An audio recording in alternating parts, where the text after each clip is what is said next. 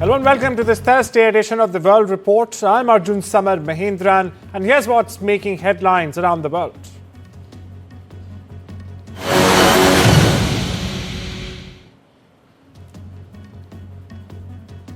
US President Donald Trump has said there will be very severe consequences if Russian President Vladimir Putin does not agree to stop the Ukraine war after Friday's summit. Now, Trump was very clear in a virtual meeting on Wednesday with European leaders that the US wants to, in fact, achieve a ceasefire at the upcoming US-Russia summit in Alaska on Friday. Meanwhile, French President Emmanuel Macron has also underlined that if Putin does not work towards a ceasefire, there'll be severe consequences. Now, in the same meeting, Ukrainian President Volodymyr Zelensky said he told the group that Putin is quote-unquote bluffing ahead of the planned meeting with Trump. My colleague Maha Siddiqui, meanwhile, brings you more from Anchorage. But first, we get you some reactions. Will Russia face any consequences if Vladimir Putin does not agree to stop the war after your meeting on Friday? Yes, they will. Yeah. What will the consequences there will be be? consequences. Sanctions, tariffs? There will be, I don't have to say, there will be very severe consequences. Звісно, ми обговорили сьогодні ситуацію на полі бою. Я сказав президенту Сполучених Штатів Америки і всім нашим європейським колегам, Путін блефує. Він старається натиснути перед зустрічю на Алясці, на всіх напрямках українського фронту. Росія намагається зобразити, що спроможна окупувати всю Україну. Безумовно, це їх бажання. Також Путін блефує, начебто санкції для нього не важливі і що вони не працюють. Насправді санкції дуже допомагають і б'ють по російській воєнній економіці. Мы рассматриваем выпрашиваемые европейцами консультации как политические и практически ничтожное действие. Европейцы на словах поддерживают дипломатические усилия Вашингтона и Москвы по урегулированию кризиса вокруг Украины. Фактически же Евросоюз их саботирует. L'échange avec le président Trump a permis d'éclairer ses intentions pour la réunion du 15 août prochain et nous a permis d'exprimer très clairement nos attentes et je tiens ici à l'en remercier. Et je crois pouvoir dire que plusieurs messages sont ressortis de l'échange que nous venons d'avoir et qui sont à mes yeux très importants. Le premier, c'est que le président Trump a été très clair sur le fait que la volonté américaine était d'obtenir un cessez-le-feu à l'occasion de cette réunion en Alaska. Et c'est très important qu'à l'occasion en effet de cette réunion, il puisse y avoir un cessez-le-feu qui soit obtenu par les États-Unis d'Amérique, et nous soutenons cette initiative, en même temps que de nouveaux échanges de prisonniers et des libérations d'enfants. I'm standing right outside the joint base, Elmendorf-Richardson, that is going to be the venue for the high-stakes meeting between US President Donald Trump and Russian President Vladimir Putin. The two leaders will be meeting here on Friday. An area of over 85,000 acres. This base is strategically important for the United States, keeping a watch over the Arctic region as well as the Pacific Ocean, both of which are resource-rich and strategically important for the US. And that is why there are some who believe that the optics perhaps could be all wrong in choosing the venue. They believe that having the president of a rival nation, Russia, on a critically important US base may perhaps not have been the best idea. However, the short notice in which Alaska was declared as the venue for the meeting, many believe that this was the only venue in Alaska and Anchorage that could have provided the sanitized, safe, security-wise space for the two leaders to sit down and discuss a very critical issue that will have global ramifications, that of the possibility of ending the war in Ukraine. In Anchorage in Alaska, this is Maha Siddiqui for NDTV. Ukrainians in Kyiv are voicing skepticism that the planned summit between US President Donald Trump and Russian counterpart Vladimir Putin will bring the war in Ukraine to an end. Now, Trump has threatened very severe consequences, as we just mentioned, if Putin does not agree to stop his war in Ukraine at the summit to be held in Alaska on Friday, even though he did not say what those consequences might be. Meanwhile, Kyiv residents weren't optimistic of a breakthrough. Here's more. навряд чи щось глобально вирішиться буквально в ці дні, моя думка, тому що ми вже бачили неодноразово, як перемовини переносилися, зривалися, ще щось змінювалося. І, на жаль, найважливіше зараз звертати увагу все-таки на фронт і те, що відбувається там, а не на перемовини. І я би радила більше звертати, наскільки я би могла це робити з точки зору своїх загалом там якихось знань, я би радила просто більше звертати увагу на голос військових. We shift our focus to Western Europe, where Italy's government received 114 Palestinian evacuees from Gaza on Wednesday night. This includes 31 children in need of dire medical assistance.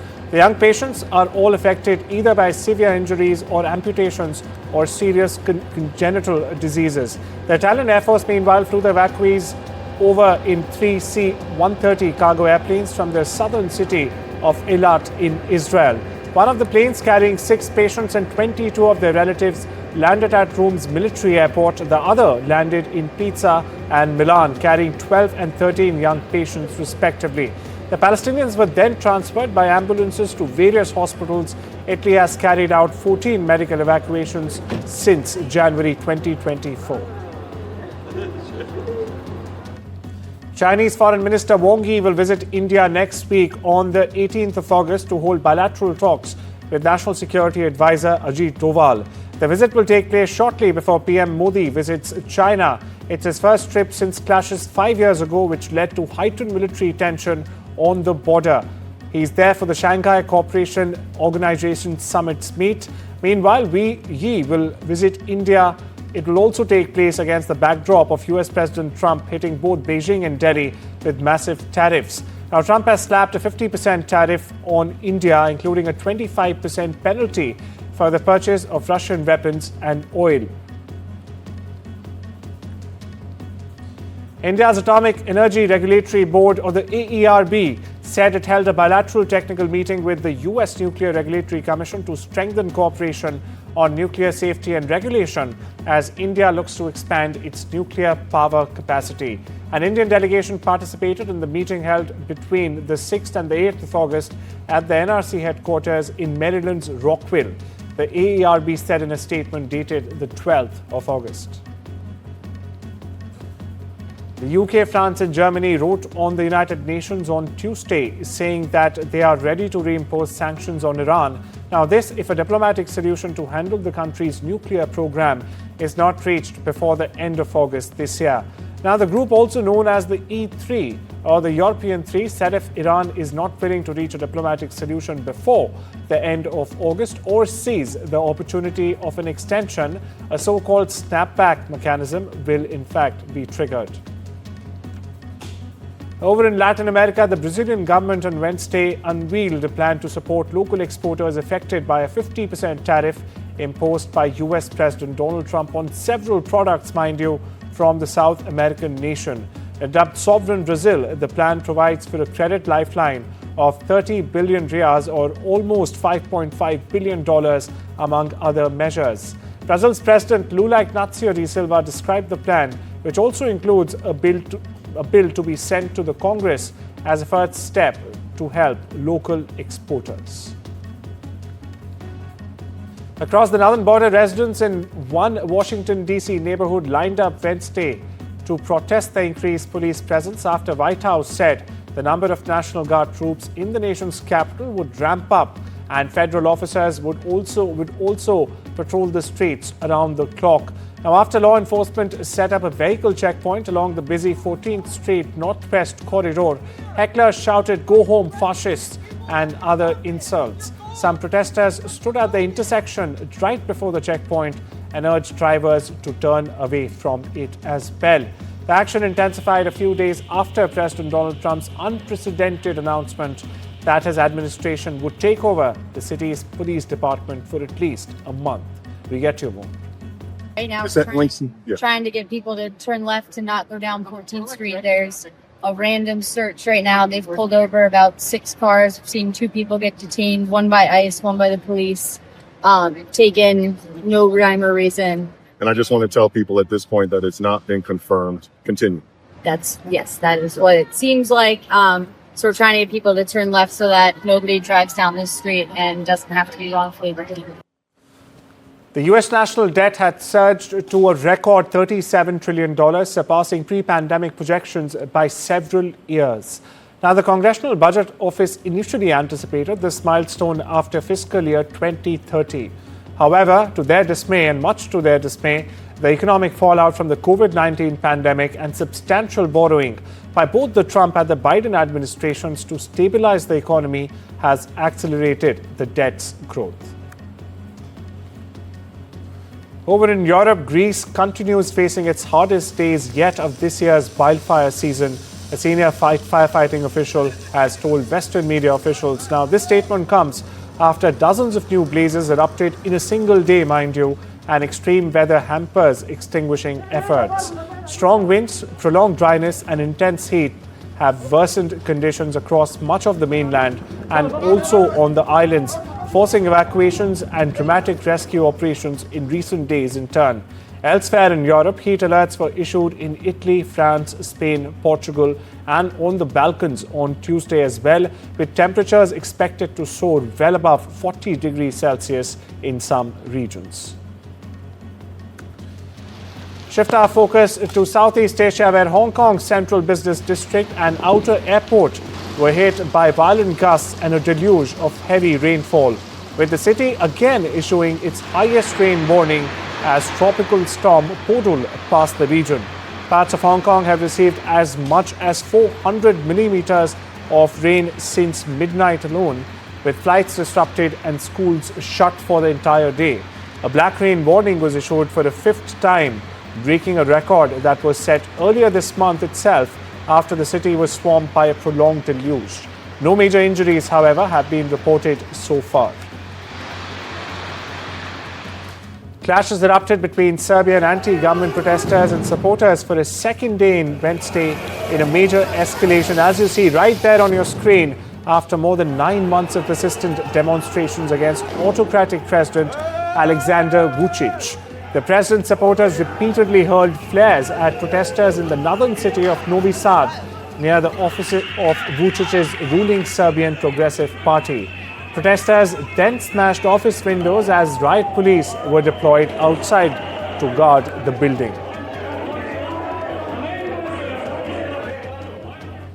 Air India will begin a gradual suspension of flights to allow an orderly shutdown of the country's largest airline as it faces a potential work stoppage by its flight attendants on Saturday.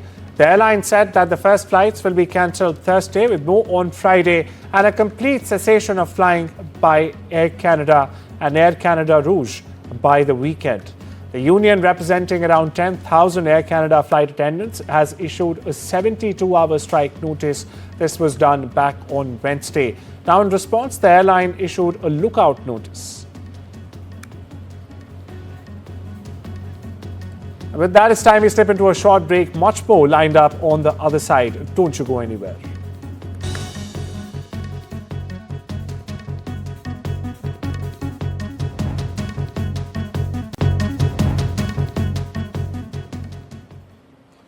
Welcome back. You're watching The World Report. I'm Arjun Samar Mahendran, and we move on to the world of business, where the US tariffs are unlikely to have an impact on India's growth, as the country is not a very trade-oriented economy to begin with. Now, this is according to the Sovereign and International Public Finance Ratings team at the global ratings agency S&P. Given the exposure of Indian exports to the US as a percentage of the GDP and the exemptions also to products such as pharmaceuticals and consumer electronics. My colleague Sakshi Bajaj gets you more. Global rating agency S&P Global Ratings bets on India. S&P Global Ratings has said US tariffs won't impact India's growth. They've also said they maintain a positive outlook on India. Now, why exactly are they betting on India? Well, they say India is not a very trade-oriented economy. The exposure of Indian exports to the US is just about 1 to 2% of India's GDP, and the credit impact is not negative as previously feared. They also believe that, look, domestic developments have kept trends stable or positive largely. Remember, they do believe that, look, largely things and the fundamentals really remain positive. Remember, in May, S&P Global Ratings has revised India's outlook to positive. And now they say that in August, remember, we've just heard in this month, US President Donald Trump revised the tariff rate and impose that additional 25% tariff rate on India. Bitcoin has hit another record high on Thursday during early Asian trading, surpassing $124,000. Now, this was driven by favorable US legislation and also a rise in US equities.